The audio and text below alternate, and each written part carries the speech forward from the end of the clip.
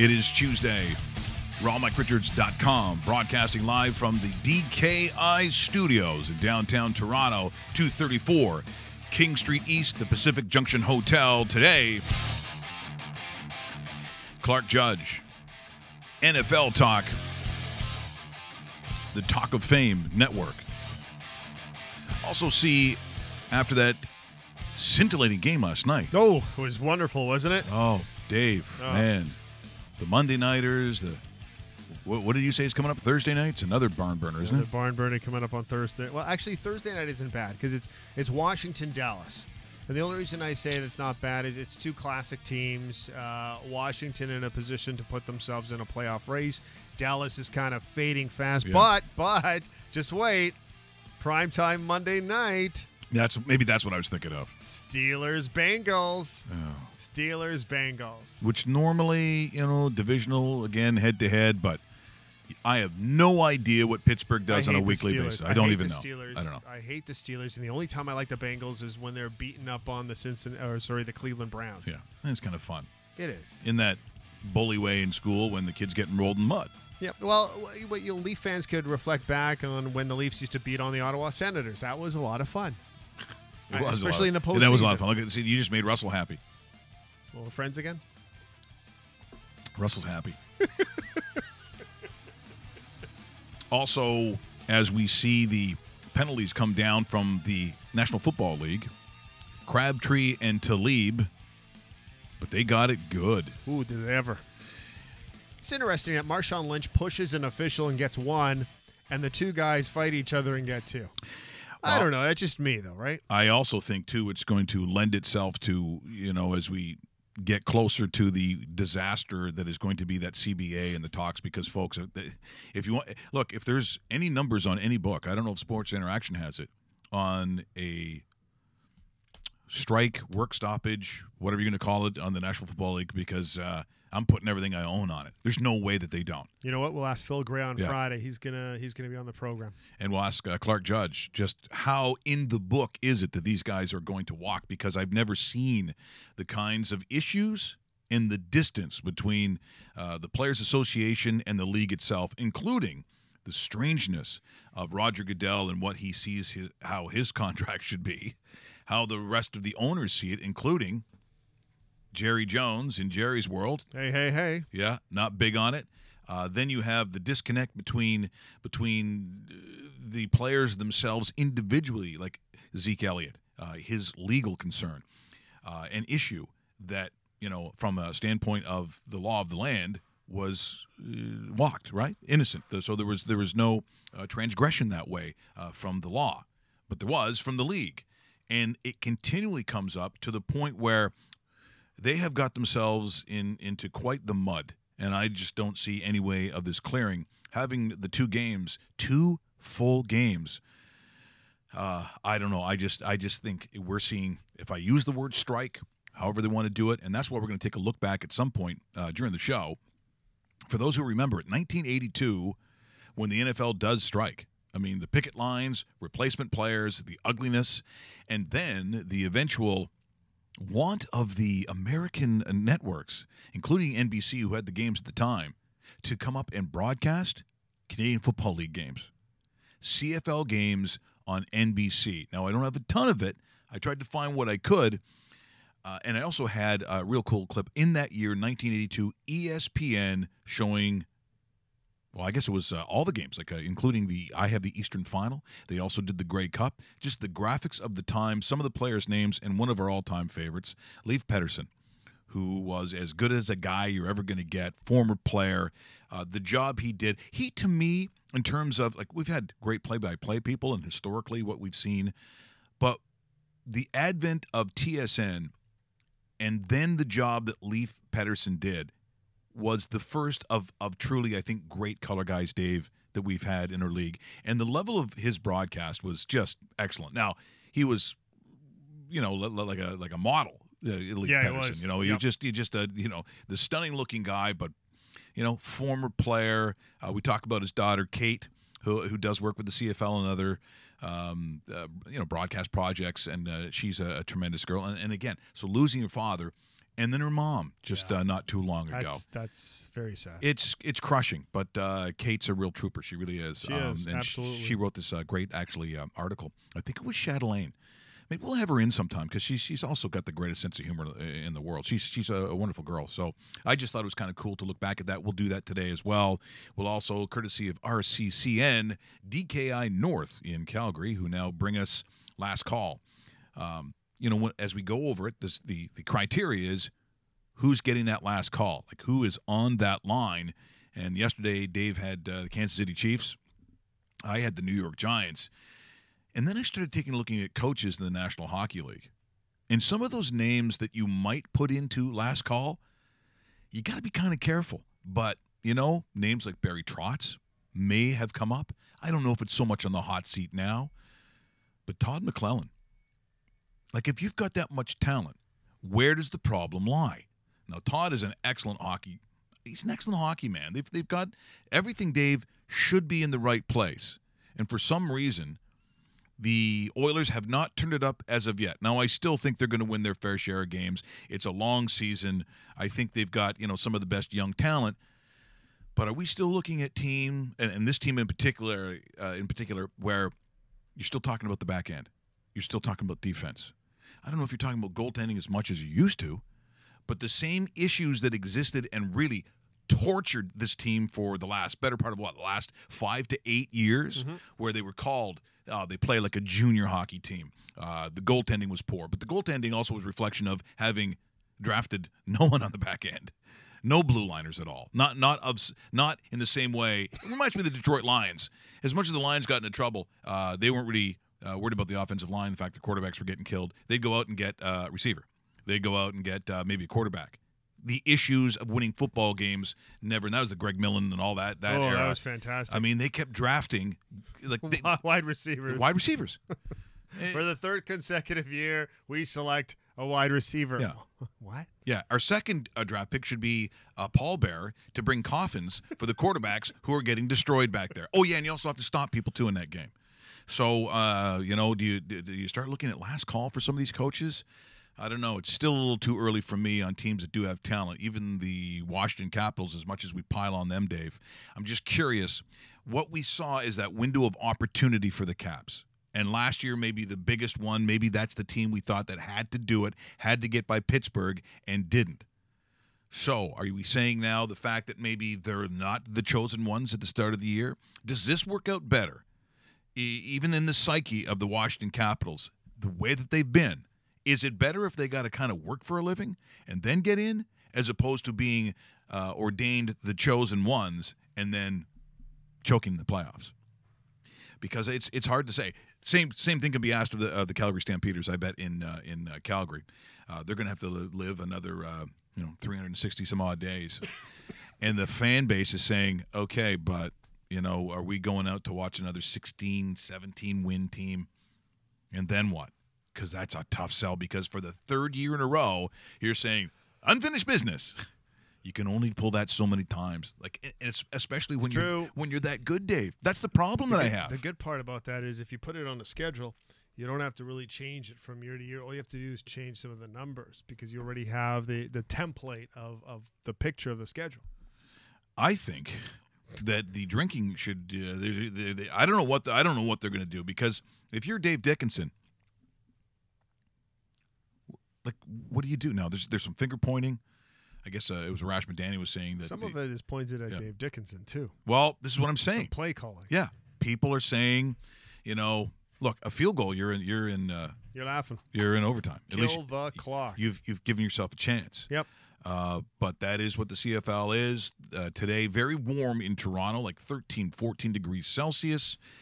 Which south of the border, you got to know for what is that Fahrenheit-wise? I don't know, 65. Yeah, it's a beautiful day. Yeah. Certainly for this time in late November at Nathan Phillips Square. So that is City Hall in Toronto. They're having the rally for the Argos, so they got a nice day for it. They're going to do it around 12:30-ish in that time frame. So and good for them. I mean, it's nice to see a championship.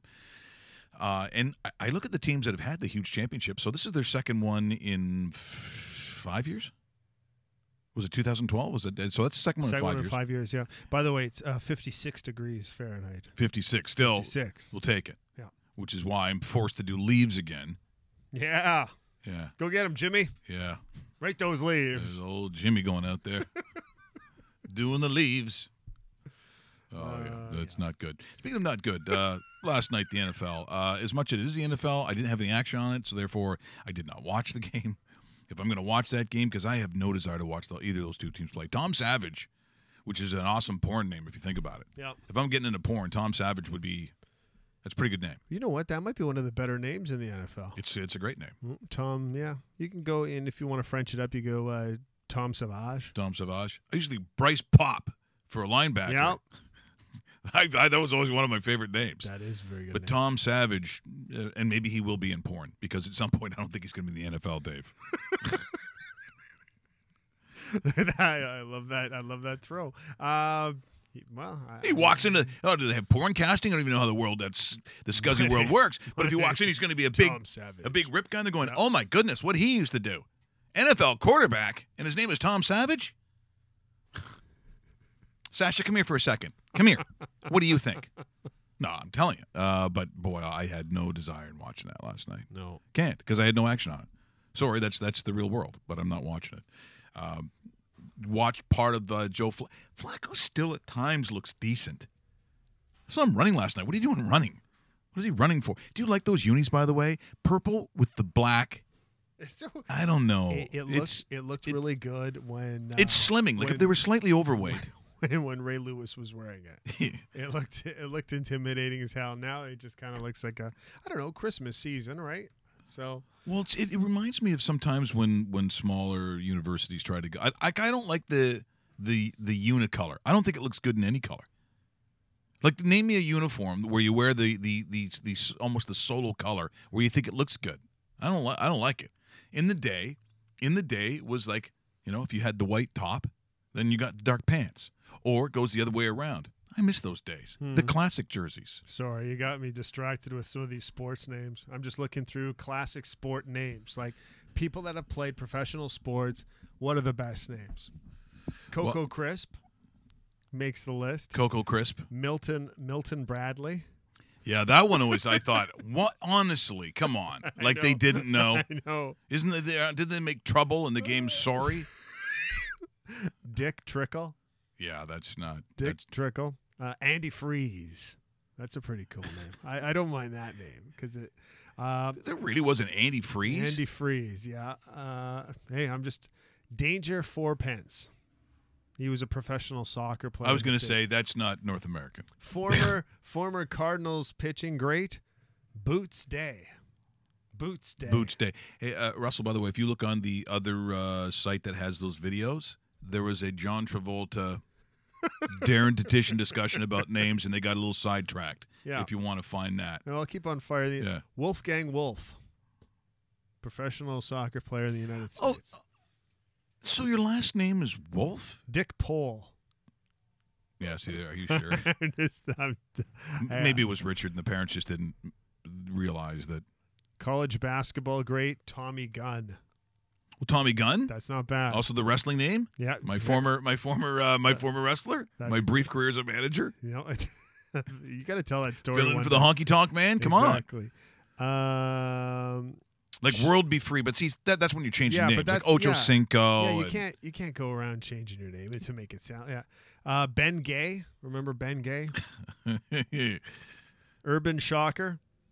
Urban Shocker. Urban Shocker was a college football. Was a professional baseball player in the early 1900s. Stubby Clapp. Yeah, Stubby Clapp. I was going to say Stubby Clapp's probably in there for sure. Yeah, Peekaboo Street, the skier. Yeah, skiing. Yeah, I know. Well, kind of a sport, right? Blow some more weed. How hard is it really? I'm sorry, Stemmel. I know what you did. I know both Stemmels, wonderful, but really, you're just going downhill on wood. Fair Hooker. Who's that? He was a Browns wide receiver. Guy Wimper. That's not a good name. I Am Hip. A college football player in the 60s. Yeah, that's like He Hate Me. He Hate Me. He Hate Me. Napoleon Outlaw. Former Michigan State grad. Well, they've had some others, like, anyone's got, like, Russell, is this the one where they have you listened to it? Because I don't know. Hold on. Let's see. Let's go to our technical center and Russell Graham. No. There's two different ones with Dutchie and Travolta. So what is that one? Does it say what it is? This one says TSN Lockout Center with Dutchie and Travolta. Yep. And the other one is That's So Hockey, Dutchie, Travolta, Episode 1. I gotta think it's the. I don't think it's the Lockout Center one. Well, hell, sir, who cares? So try the. Let's try. And you might have to cut it off slightly early. Well, whatever. Who gives a shit, really? This is something that we used to do called. So it's Darren Edition and John Travolta. I think this could be the name one. Let's find out. And welcome to TSN's That's So Hockey with Darren Detition and John Travolta. Now, here's Darren Detition. Hello and welcome back, everyone. I'm Darren Detition, and this is That's So Hockey. We take a look at the night's events and the upcoming schedule in the National Hockey League. And, of course, I'm joined by my good friend, John Travolta. Good morning, John. Well, first of all, it's just great talking about hockey. Did you notice, by the way, last night that one guy's name was Koska? I thought they were saying Costco. I thought that was a weird name. You're right. That is a funny name. But my favorite funny name is Darren Poopa. I know. Poopa. Poopa. Pee-pee. I know. Pee-pee poo-poo. What about Jeff Finger? That's weird. Alexei Zhitnik. Get it? Shitnik. How'd you like to be Clayton Stoner? Yeah, how's it going, man? Are you a stoner because of your name? Grant Klitzum. That's a good one. Hey, Klitzum, what are you doing Friday night? This has been TSN's That's So Hockey. Heard exclusively on TSN. See, that was a good show. That was a good show. I don't know why that Way to didn't go. Roast beef finding that on the green. fly. Way to go, Beefy. Finding on the fly. We're going to get to Clark Judge in a couple seconds here. You got it. Yeah, with the magic of Skype. But I mentioned when you start talking about the separation between Roger Goodell and the NFL and where the players are, if there's a strike, this to me is unbelievable when you see this footage. So can you imagine, there's the NFL. So 1982, there have been some players at this point, obviously, who've gone back and forth, but may have not talked about it so much. So Joe Theismann would be on that list. Warren Moon. Now, Warren Moon, 1982. So yes. So he would have made, so he's Houston, I think, at this point. I would think. Check that for me. I think he was still with Huey Campbell at that time. Do you think he was still up? Let me just, I'll fire that off while we're talking here. So. Because, as I said, now it's not that uncommon to see players go back and forth. Now, back in the 70s, when you start talking about some of those players who did, the Joe Caps of the world, there wasn't a huge difference in money. Like the NFL players now who make more money than God. Yeah, he joined the Houston Oilers in 1984. 84, so 2 years later. Yep. Now, they knew some of the players. So Warren Moon, who was a substantial college player, but in those days, when you talk about some of the racial injustice, they didn't want black quarterbacks. Nope. They're going to put you at receiver. They're going to make you a defensive back, maybe a running back. They'll do anything, but they really didn't want a black quarterback. Warren Moon comes up, plays for the Eskimos. The rest is history, what he did. So they have to the way they describe the game is kind of funny. Now let's start with not the play-by-play one, but this is breaking NBC, the NFL on NBC. So we're talking Jimmy the Greek, yes, Brett Musburger, yes. Musburger was CBS, but that's the era. That's the era. That's the era that you have. And so how do you describe the Canadian Football League to Americans who are on Sunday used to the tailgating and their teams, and then they have to go to Canada? Once again, this is the national network, not regional, national. So the commercials you're going to see, that's what was running. And they're good ones, too, on NBC, especially this first one. The NBC at the time. Here we go. Knight Rider, the 2-hour movie spectacular, crashes into your living room. I don't believe this. Don't miss Knight Rider, the movie, tonight at 8, 7 Central and Mountain. On NBC. A Canadian Football League doubleheader coming your way in about 15 minutes. What about some of those rules you've heard about? The rules? Now. Hi, this is Ed Kilgore. Due to Canadian Football League restrictions, WGR-TV is blacked out of Canadian football. We hope instead you'll enjoy Yankee Red Sox baseball right here on TV2. Just pause it for a second. Russell, can you pause it? Okay. Can you believe that? Brutal. We talked about the terrible decision to black out games, losing a generation of fans. It's what killed the game at that time. It did. And that's why eventually they tried to go to south of the border. They did what they could to try to revive the league. But that was part of the problem. So Ed Kilgore, who longtime sports guy in Buffalo out of the local channel, the voiceover right over the Canadian Football League. So even the fact that it's on NBC, the CFL at that time blacks out the game here in Toronto. But get a load of how they deliver the Canadian Football League to American fans. If this were a National Football League field, I'd be standing at the back of the end zone, 10 yards from the goal line. But this is a Canadian football field, and it's another 15 yards to the back of the end zone. That's 25 yards deep. With all this extra room in the end zone, obviously, Bill, there's got to be some advantages for the offense. Yes, they have. They got a lot more room to maneuver around. We are up in Canada here. We have over 10,000 square yards of playing area, which I think all receivers like yourself must have enjoyed.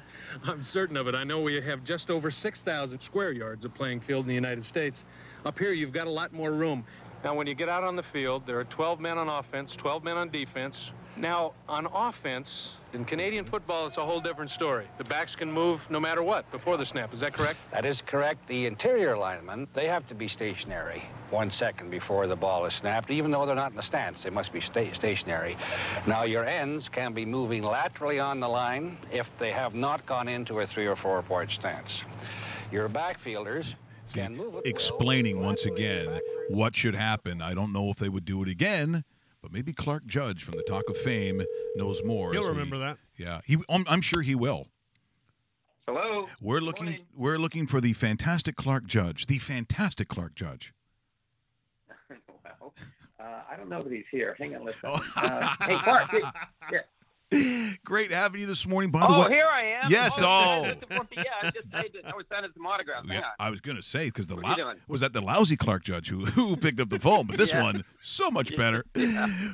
Clark, great to have you on the show. Just so you know, I played a clip from 1982 when NBC was going to show during the strike period Canadian Football League games, and the reason I played it is I'm just wondering.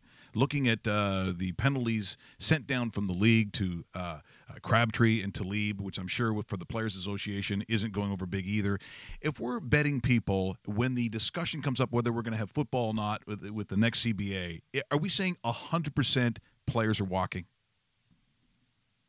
No, we're not saying 100%. But certainly right now, a lot of it's posturing. I mean, what's going on right now, a lot of it's posturing because the players want some things that the league doesn't want to give up, and the league wants some things, for instance, like maybe a 17 or 18-game schedule, that the players won't give. But right now it's positioning, posturing, that sort of thing. I don't think you can say that. Could it happen? Sure, it could happen. But there's some things that the players definitely want to get that they didn't in the last CBA. But there's some things that the league wants to, too. We've got plenty of time for the two sides to negotiate between now and then. The reason I would say it tilts more likely there than it did maybe 15 years ago is because there's not the relationship between D. Smith and Roger Goodell that there was between Gene Upshaw and Paul Tagliabue. There's no relationship between these two. That's why it would be more likely than in the past. Now, what about the relationship between Roger Goodell and ownership? I mean, we saw what Jerry Jones has been spouting off lately. How bad is that between the two? Well, I don't put a lot of faith in that. I mean, there's some friction there. I mean, because they all realize what's going on lately and what's going on is we're not talking about football games. We're talking about off-the-field endeavors, but he's still making them a lot of money. And honestly, what you've got with Jerry Jones to me is, and I said I think I spoke this to you before, but I think this is a guy who's, he's taking his ball and going home because he doesn't have Zeke Elliott. He's not going to be in the playoffs. I think he's upset, and he goes, I'm taking my bat and ball, I'm leaving. Well, the other ownership doesn't really feel that way. Some of the guys do. I mean, some of the guys are very disappointed, but you see they're working on an extension. He didn't want the extension because he wants him to know he's ticked off. Well, I think we all know he's upset with the Zeke Elliott situation. But, hey, where was he a year ago when Tom Brady got suspended 4 games for doing what? Nothing. I mean, nothing. They wanted to penalize the Patriots. There was no evidence tying Tom Brady to what happened, what they alleged to happen. And I saw that report and I read through the whole thing. It was full of holes. Still, they suspended him because the commissioner has the right to do that. If he feels as if he should be suspended, and I think, honestly, the reason was suspended was more about not cooperating with the league than it had anything to do with deflating the football. This thing is a little more serious, and I think, honestly, a lot more serious what Zeke Elliott's charged with. But the other side says, hey, he wasn't arrested. Well, I mean, Pac-Man Jones wasn't arrested either, except he was a recidivist. He kept doing things over and over again, and finally they said, enough's enough. But with Zeke Elliott, I think what happens here is that Jerry Jones, or what's happened, is Jerry Jones was upset because he was told or led to believe he wasn't going to be suspended. And not only was he was suspended 6 games. Well, kiss the playoffs goodbye. You've seen what's happened with Zeke Elliott out of the lineup. They're not the same. Dak Prescott doesn't look like Dak Prescott. And they're not going to be anywhere in January except the next tee. So I think this is more about a personal thing that Jerry's got going. Eventually he'll settle down. Robert Kraft has settled down. Hey, the suspension for Brady, honestly, was the best thing that ever happened to him. And they won the Super Bowl. So Jerry will get over this. But, yeah, right now, does it look like there's a civil war? Yeah, it does, because Jerry Jones is the most powerful owner among the 32 owners. But this too shall pass.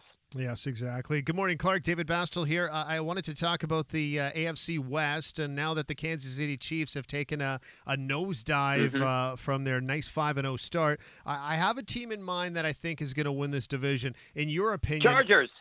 Yes, that is it. That is it. I read your mind.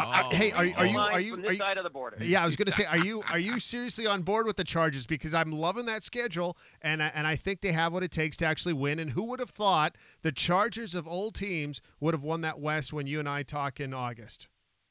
Yeah, no, I agree with you 100%, except I will tell you this. I covered that team for 10 years. I lived in San Diego, covered the team for 10 years. Nice. I follow them closely.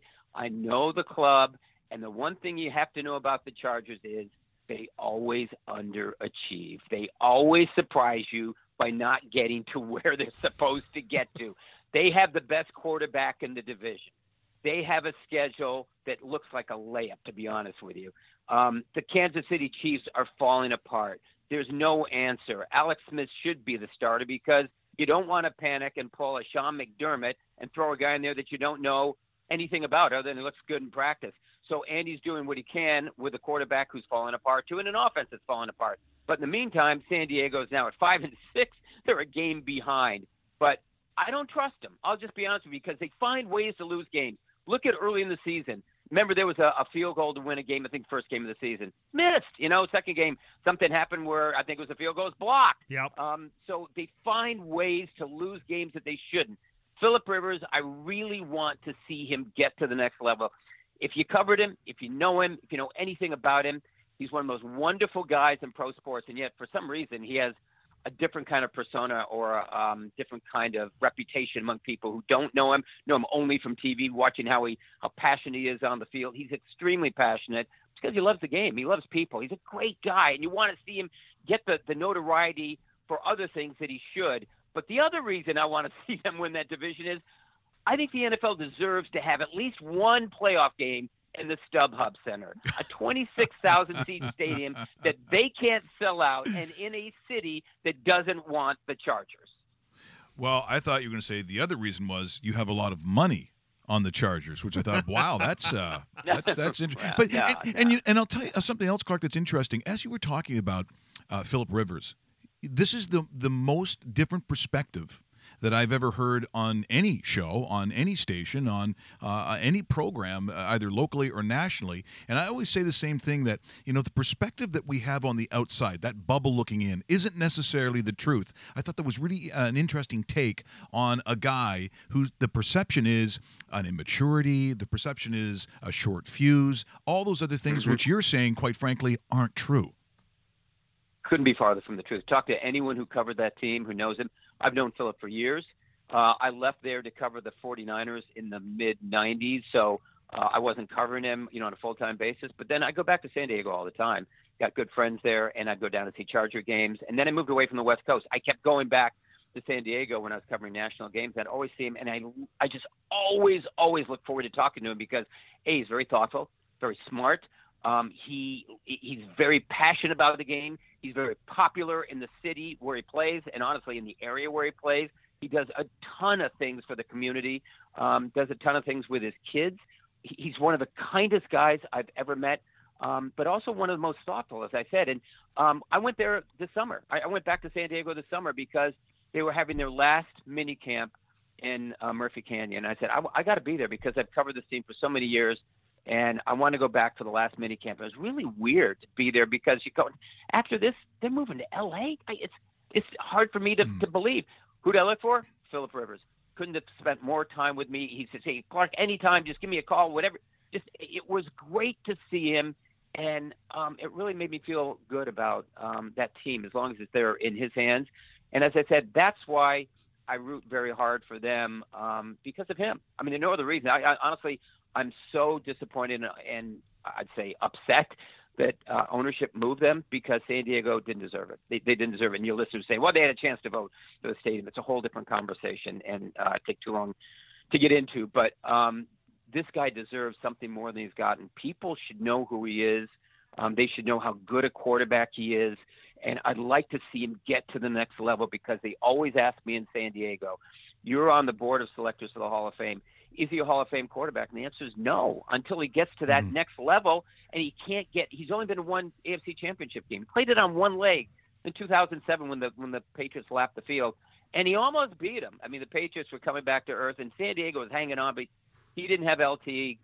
Gates was hurt, but he played on one leg. He had a torn ACL, and he still played. And it's remarkable. I mean, he's just a remarkable guy, and I'm glad you asked me about him because I could go on and on. I guess I have, but I love him. I love him. We're in conversation with Clark Judge from the Talk of Fame here on RawMikeRichards.com, broadcasting from the DKI studios in downtown Toronto. Speaking of getting to know people or what our actual knowledge of something is, who are the Pittsburgh Steelers? Because right now, from week to week, I just really never know who's showing up. Yeah, they're the second best team in the AFC, and they're the one of two teams in the AFC that matters, the only two that matter, and that's New England and Pittsburgh. Let's just get rid of the rest of the games and play the AFC Championship game now. Those are the only two teams that matter. But, it's funny. I addressed this earlier today. I was thinking about it. People say, well, they didn't look so good on Sunday night. Yeah, they didn't, but they won. That's all that matters. They won. And you want to start building momentum toward the playoffs. They're doing that. I don't care how they win. You have to win the games you're supposed to win. They were supposed to beat Green Bay, but they were supposed to lap the field. Well, they didn't, but they beat them. You don't have to apologize for winning with a last-second field goal. You don't have to apologize for that. You just win, and that's what they're doing. I like the Steelers. I don't know that they can beat New England no matter where the game is played. They have to play in Pittsburgh, to me, for them to have a chance. They'll play them in Pittsburgh on December 15th, I think it is, something like that. Yep. Maybe it's the 17th. Maybe it's the 17th. But anyway, somewhere around there. And that'll give you an insight into how these two teams play. And honestly, if you had asked me maybe a month ago or so, say, well, geez, that New England defense, not very good. They're coming around. Now, they had some lapses, too, last week, but still they're coming around. They haven't given up 17 or more than 17 points, I think, in the last 6 or 7 games, something like that. But anyway, they're coming together. And you got Tom Brady. I mean, you never bet against Tom Brady, except on the other side of the field, you got a quarterback who's been to 3 Super Bowls, won 2 of them. You've got an all-pro wide receiver, an all-pro running back. They've got the ammunition to compete with them. They need Joe Hayden, and Hayden being out of the lineup at cornerback, you see what happened, against Green Bay. Green Bay shouldn't threaten you. They shouldn't scare you. Brett Hundley shouldn't either. He throws 3 touchdown passes. I think they're really hurting with Hayden out. Let's just see what happens. But, yeah, I like the Steelers. I like them a lot. Could they beat the Patriots? I think they could. I mean, I heard LaDainian Tomlinson on Sunday saying, my dark horse to beat the Patriots would be Jacksonville Jaguars. I was like, what? Huh? No. I mean, Blake Bortles? No. Blake Bortles? No, that's not going to happen. Pittsburgh, it could happen, but it'd have to take the right circumstances. But anyway, what I think of the Steelers, I think they're one of the 2 best teams in the AFC. Clark, let's talk about those Jacksonville Jaguars, and the conversation is always going to come up about that quarterback spot, but right. and that's something hopefully for their sake they address in the offseason. But that defense is A1, and they do have a legitimate chance to do something. Are you buying or selling that they could win a playoff game with that defense and what they have on the offensive side at that quarterback position, which is kind of the downgrade between the two? Yeah, I'm probably selling. I mean, I look at that defense. Could they win a playoff game? Yeah, because I look at the competition out there. And could they beat the Ravens? Yeah. I mean, it doesn't make any difference to me at this point who 3, 4, 5, and 6 are in the AFC. It doesn't make any difference because it don't matter. I mean, they're not going anywhere. When they face Pittsburgh and New England's gone. They're over. Now, people are going to say, well, Jacksonville went to Pittsburgh, and look what happened. Yeah, Ben Roethlisberger laid an egg. It's not going to happen again. So Ben Roethlisberger knows how to play those big games. You got Blake Bortles. I mean, you guys have watched him. The thing about Jacksonville is people might say, hey, listen, the Ravens, look what the Ravens did in 2000. They went to the Super Bowl and won it with a great defense, with a running game, and without a great quarterback. And that was Trent Dilfer. Okay, yeah, that's right. And they won easily. So let's look at Jacksonville. Great defense, running game, not a great quarterback. Why couldn't it happen again? For this reason. Baltimore had a quarterback who didn't screw up. And he was able to win games if he had to, and that's Trent Dilfer. He didn't make key mistakes. This guy makes mistakes all the time, and that's what kills him. You saw the end of the game there; they were driving for what should have been a game-winning field goal, and he throws the interception. I mean, that's who he is, and he just makes too many of those mistakes for this team to go far. But again, as I said, I look at the rest of that field. Could they beat Tennessee? They're the 3rd seed. Sure, you could. I mean, there's some teams that aren't going to make the playoffs that could beat 3, 4, 5, 6. There are, but yeah, that defense, yeah, they could take them to a playoff win. But until or unless they play Pittsburgh, New England, yeah, they're probably okay. But as I said, I'm selling them anyway because I just think Bortles will find a way to screw things up. Clark, at what point do you start looking at the organizations and those that aren't in it, looking forward to the following year? How many coaching vacancies do you think will be in the NFL when all said and done? Yeah, I don't know. I mean, I'd have to go down specifically, and there's always a wild card in there where somebody steps aside. You go, whoa, I didn't see that happen, or gets fired. But it typically 6 or 7. I'd say 7 off the top of my head. I mean, you just kind of go around the league to some of the bottom feeders in Cleveland. Is Hugh Jackson coming back? I don't know. He's won one game in 2 years. I think probably not, but they should fire that front office first. I mean, they should clean that place out from top to bottom. Same thing in the Giants. The Giants are going to do it.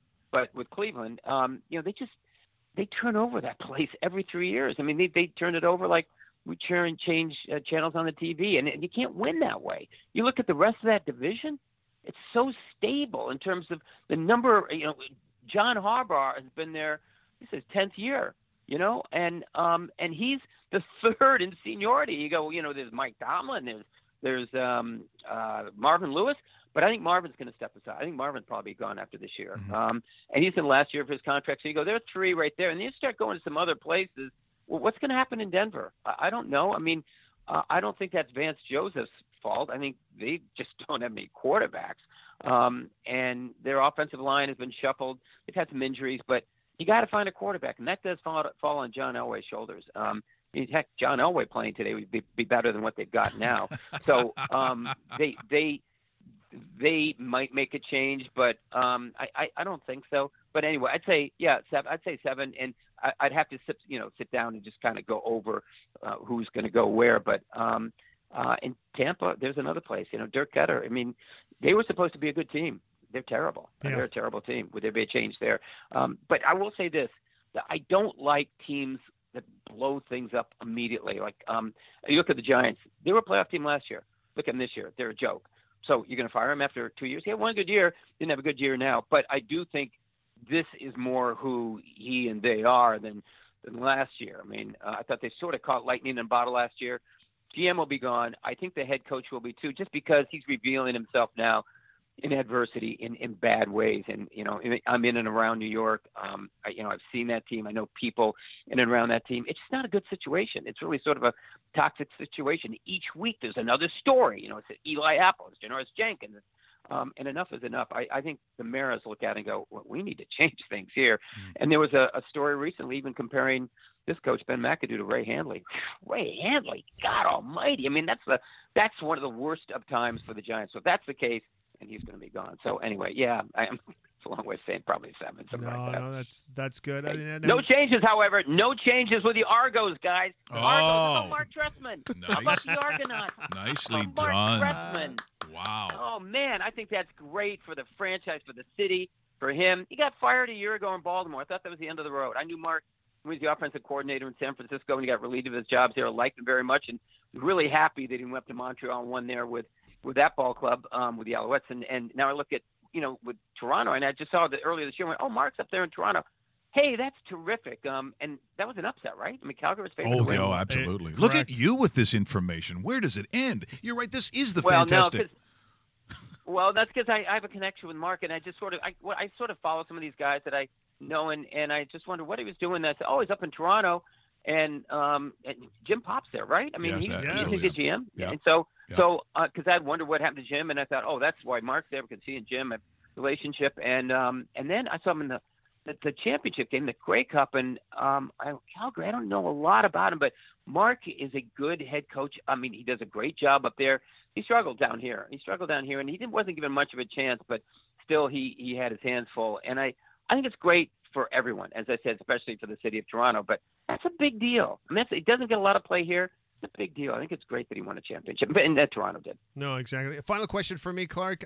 You talked about the AFC and how 3, 4, 5 really doesn't matter. It's a little bit different scenario in the NFC. The Eagles, very different. The Eagles are number 1. Who's the biggest threat to knock them off? Whew, that's a good question, because I would say, right now you'd say Minnesota because of that defense. Quarterback's playing well, unlike Blake Bortles, for instance, in Jacksonville. But where Jacksonville can run effectively, I don't trust that running game in Minnesota. And honestly, I don't trust Case Keenum on the road in a big game like that. I'm going to take a shot in the dark. I'm going to say Atlanta. Wow. And just because Atlanta is coming on, they've got a quarterback who's been in a Super Bowl. They seem to get their mojo back the last 2 weeks, but especially last week. They had over 500 yards. That was an impressive performance, but it was without Devontae Freeman. It's without one of their stars. And suddenly Matt Ryan looked like Matt Ryan, and Julio Jones looked like Julio Jones, and Steve Sarkisian looked like, well, Kyle Shanahan. And that's good. That's all good for them. But the next 3 weeks are going to be fascinating. The place to watch is the NFC South the next 3 weeks. They're all playing each other. I mean, Carolina's a team that's coming on too. But, Newton's up 1 week. He's down the next week. He's doing a Superman routine 1 week. He's hanging his head in a towel the next week. Could they overcome that? And I think they could. But we're going to find out about them too. I mean, they've got Kuechly back. Davis is playing well. Those are all positives.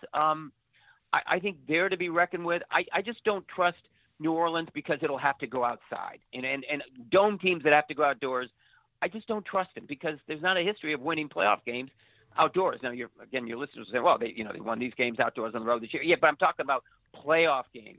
And they generally have to be, and I think almost exclusively have to be home hosting those games to win. So Minnesota going outside, in January where it could be cold and, they should be used to that in Minnesota, but it's a whole different scenario. So I'm going to say, Atlanta with maybe Carolina close second. I wonder if Blake Bortles watches some of these shows and goes, oh, come on. Savage isn't that good either. I don't think he should. I mean, he probably doesn't because he's heard it so many times. Everyone's saying the same thing. It's just it's so patently obvious when you watch them. I thought they'd give up on him this year. They didn't. They protected him with a running game and a defense, and he still finds ways to screw things up. But is he competent? Yeah, I guess he's okay. But you need better than okay once you get to the postseason. And that's why I always gravitate towards guys who've been there before. And so, again, your listeners say, well, what about Carson Wentz? Well, it does make me a little nervous. I mean, Carson Wentz going into a playoff game because, again, I remember Brett Favre's first playoff game and actually his first conference championship game. And it was in 95 against the Cowboys. And all his passes were sailing high. Everything was about 10 feet high. And once he got himself together, it was too late. And they were also playing a very good team, but it was too late. Afterwards, he said, I was so geeked up. I couldn't settle down. I was so excited, couldn't settle down. You could see that. And you can see how that can happen with certain individuals. Maybe Carson Wentz is made of something different. I suspect he probably is. But that's what you loved about Favre. He was just so pumped up. But with Wentz, here's the first time. Let's just see how he does. I mean, they're rolling right now. They got to go out to Seattle this week. That's going to be a tough game.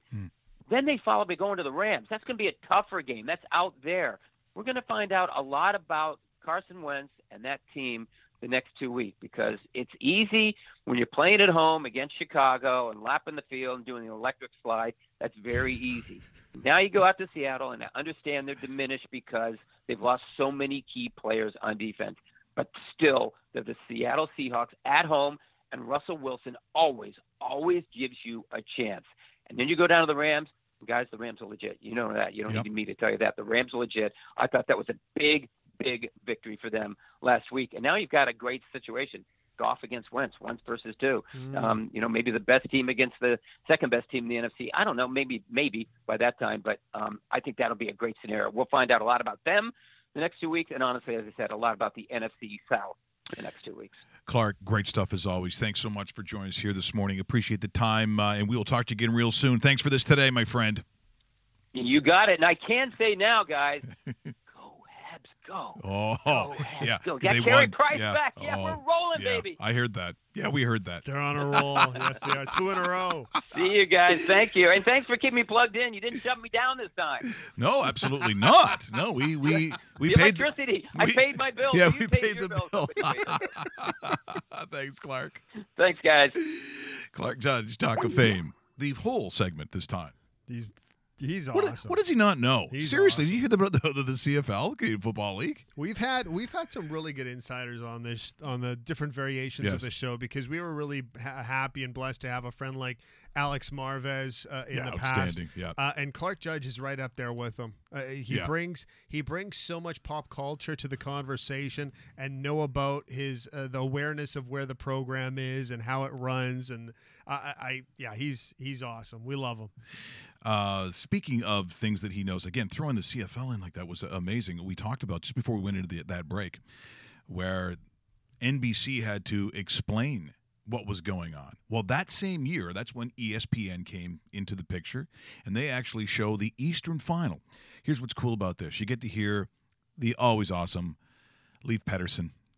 You know, it's so missed. And then you have the American guy doing the play-by-play. I'm not sure who it is. There's going to be a punt here by one of the most famous kickers probably to ever play in the CFL, Jerry Organ. Yeah, okay, his brother Hugh. I get it. But it actually goes to Jan Carinci, longtime, kick returner, ends up going out to BC.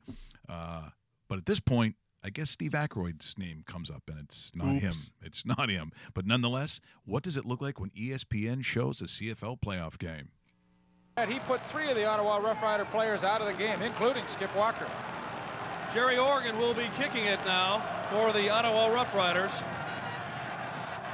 And he gets a good foot into it, hanging it very, very high. Coming down on the far side for Steve Aykroyd. Aykroyd down the sidelines, gets away.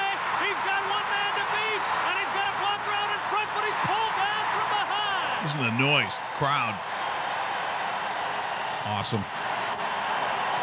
The crowd loves it, and Toronto will return for more at Exhibition Stadium right after this. Look at the graphics. Jan Carinci on your screen. A little seam, and he finds it down the sidelines. And you'll see coming into your picture, number 24, John Park. He makes a saving tackle. But what a great way to start your offensive series when you're in Ottawa's territory at the 43.5-yard line. Guess who the quarterback is? 57-yard return, and there's the man who saved the touchdown. So Carinci has put Toronto in good shape.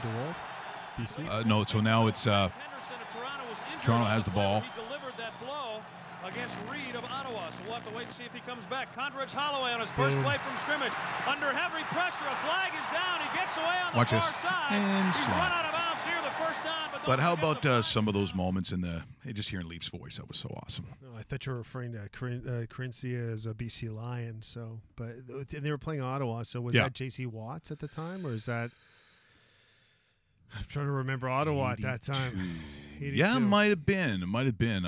But again, it's just so strange to see that element. But that's back when Exhibition Stadium would have 54,000 for a regular season game. Yep.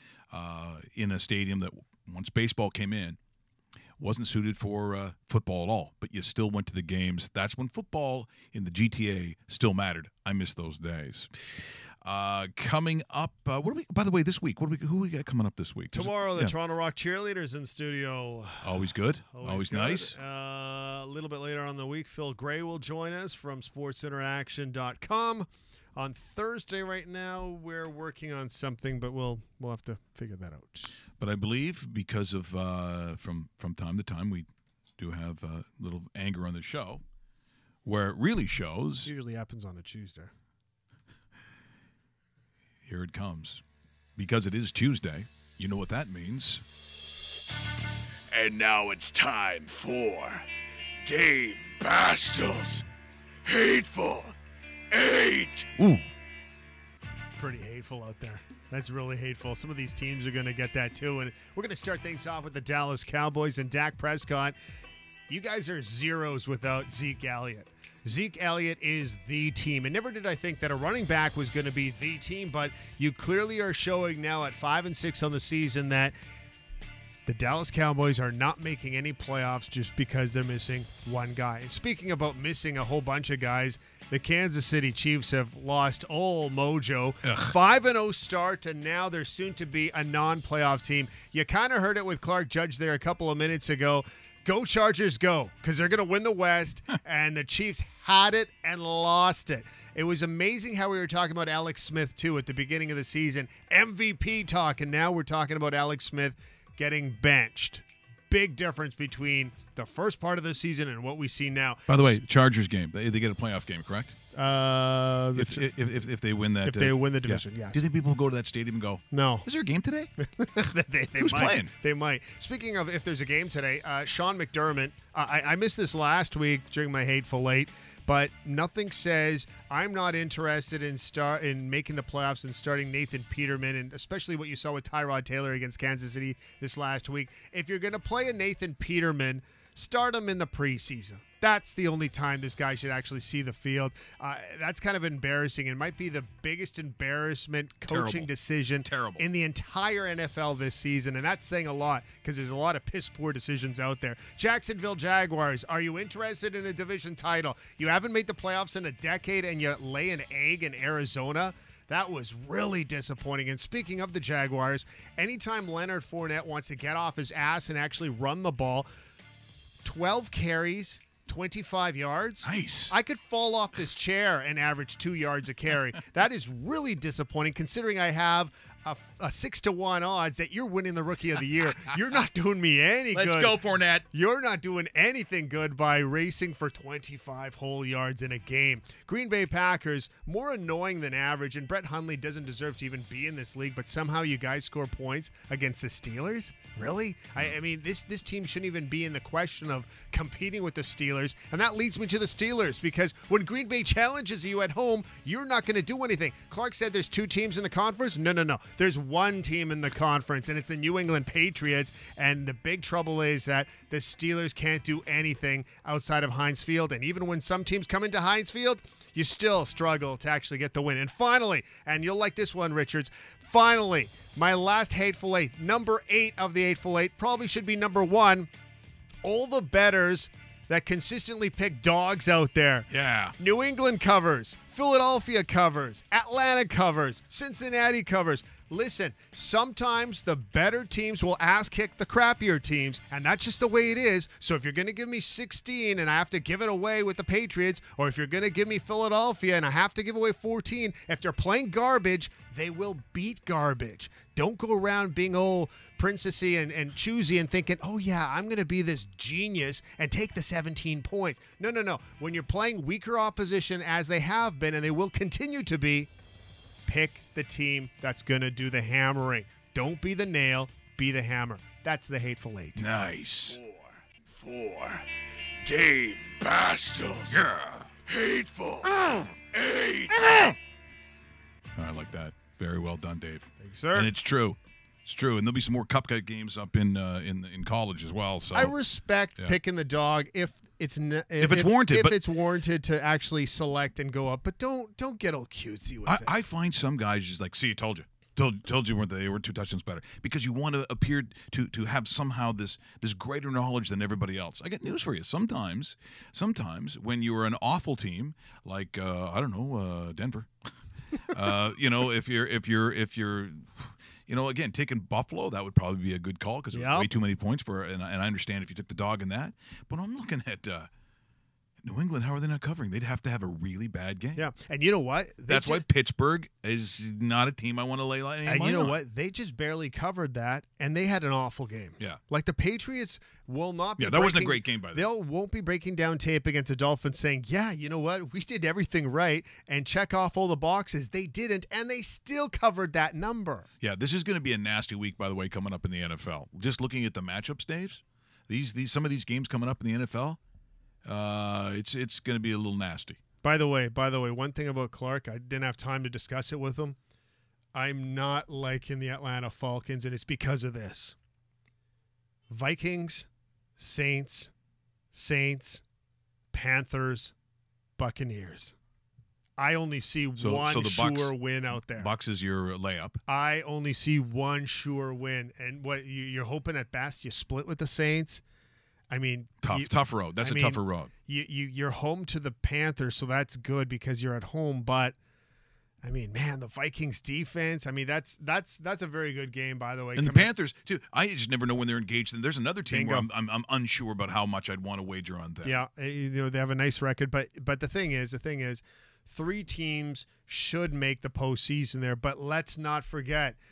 Rams, Seahawks. One will win the division. The other will challenge 2 of those teams in that South Division. So it's not a sure thing. I mean, two of these teams, Falcons, Saints, Panthers, Seahawks.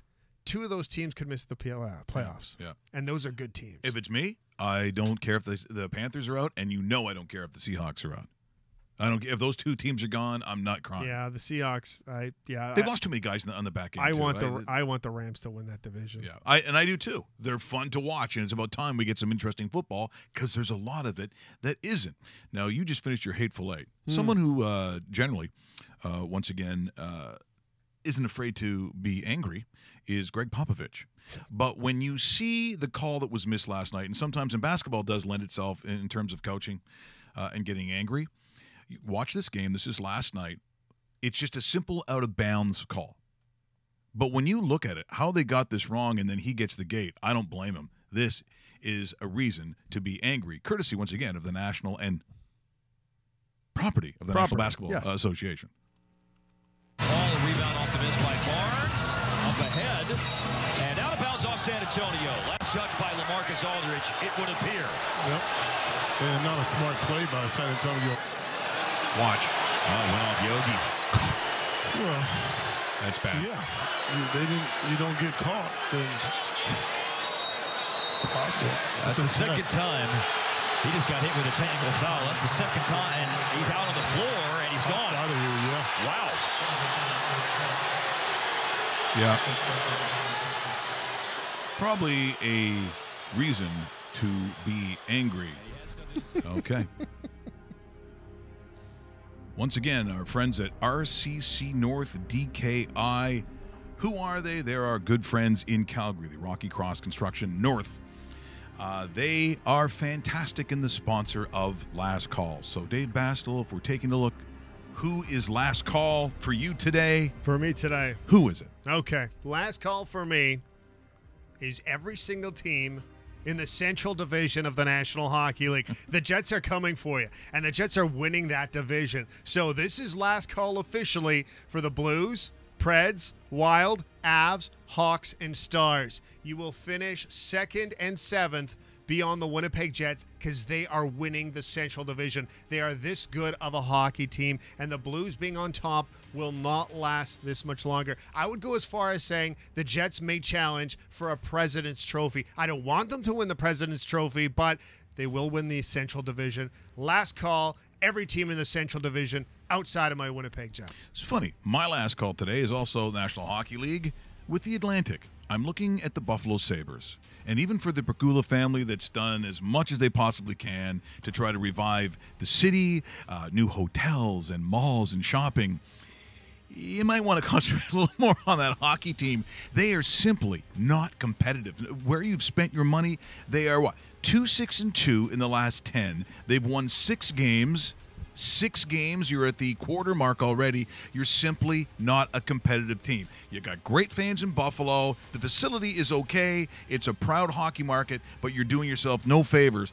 The last call, Buffalo Sabres, I'm taking a look at you. And you know what, Dave, too, where aren't we going down to with a friend of ours? Yes. I believe at some point in, what month is that? We're going down. January. Are you okay? He sent me a text yesterday. Are we good with it? Oh, we're going. Okay. Oh, we are going. Even during the week, yeah? Yeah, during the week. Okay. We'll simply cancel the next day. It's what we do here. What? How late is that movie? Mike Richards, The Boarding, will be canceled. No. Well, we'll see what happens, but seriously, we are looking forward to what is going to be. Actually, we'll talk to Ted the Viking, Ted Nesbitt from, there we go, Blade Tape right there. He's got some interesting ideas as giveaways before Christmas. Before Christmas, which is always nice. Dave, it's your favorite 4-letter word. Yes. Free? Free. I always use the F word. Free this, free that. Best friends. Yep. Not a Slovenian trait, I didn't think, but distant ancestors. Love free. Give me that cow. Maybe Bustle's a Scottish name. McBustle. I'd like to thank Clark Judge from Talk of Fame Network. Always does a great job. How about his knowledge of even Mark Trestman? He knew as the Stampeders, the Argos. And remember, life isn't all about the electric slide. Yeah, the electric slide he brings up. He is money. Join us tomorrow because I believe in studio it is the Toronto Rock Cheerleaders. We'll have 3 of them. Well, 3 is better than none. Russell! No, don't do that. See you tomorrow. See ya.